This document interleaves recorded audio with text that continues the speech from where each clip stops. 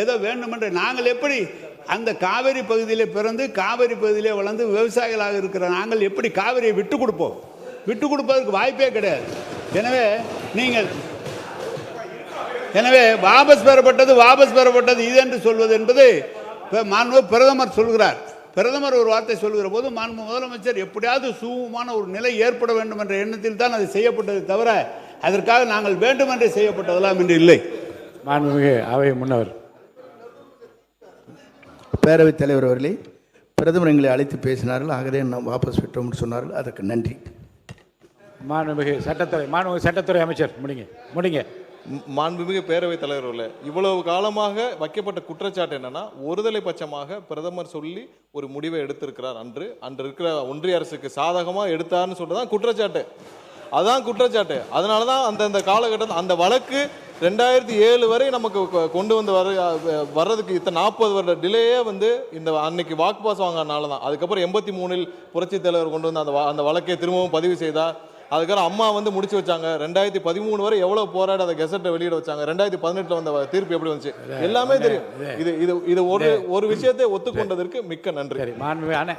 மாண்பு உறுப்பினர், உங்களோட மட்டும் உறுப்பினர் நீங்க பேச விளக்கத்தோடு முடித்துவிட்டு நான் முடிவு சொல்றேன். நீங்க பாருங்க. சபையிலே இதை பற்றி அதிகமான தரவை சொல்லப்பட்டிருக்கிறது.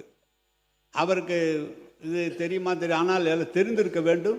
இப்போ கொஞ்சம் கற்றவர் தெரிஞ்சிருக்க வேண்டும். ஏற்கனவே இது சொல்லப்பட்டு அதுக்கப்புறம் தான் நடுவர் மன்ற தீர்ப்பை வலியுறுத்தி நடுவர் மன்றத்தில் 220 டிஎம்சி என்று சொல்லி அதற்கு பிறகு ஒரு வழக்கு தொடர்ந்து 14 டிஎம்சி குடிநீருக்காக குறைக்கப்பட்ட காலம் தொடர்ந்து சட்ட போராட்டம் நடத்தி தான் வந்திருக்கமே தவிர எந்த இடத்துலையும் விட்டு கொடுத்ததில்லை. எனவே நன்றி சொல்றது உங்களுக்கு நன்றி, இதை கொண்டு வந்ததுக்காக. மாண்புமிகு பேரவை உறுப்பினர்கள் சொல்லுங்க. மாண்புமிகு பேரவைத் தலைவர் அவர்களே, அவை முன்னவர் அவர்கள், சட்டத்துறை அமைச்சர் அவர்கள், மக்கள் நல்வாழ்வுத்துறை அமைச்சர் அவர்கள் எல்லோருமே இங்கே கருத்துக்களை சொன்னார்கள். மூத்த உறுப்பினர் அண்ணன் நேரு அவர்களும் இங்கே பேசினார்கள். ஒரு கடைசியார் என்ன ஒரு உண்மை தெரியுமா? 177.25 டிஎம்சி தண்ணீர் தமிழகத்திற்கு உரிமை என்கிற சட்டம் கிடைக்கப்பெற்றதற்கு பின்னால் அதற்கு பிறகு அந்த ஆணையம் அமைப்பதற்கு மத்திய அரசு முன்வரவில்லை, காலதாமதம் செய்தது.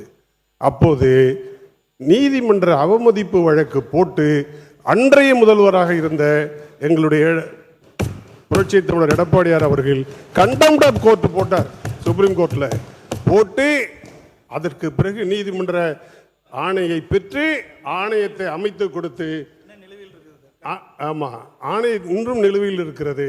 அந்த ஆணையத்தை அமைத்து கொடுத்த பெருமை அண்ணன் எடப்பாடியார் அவர்களை சார்.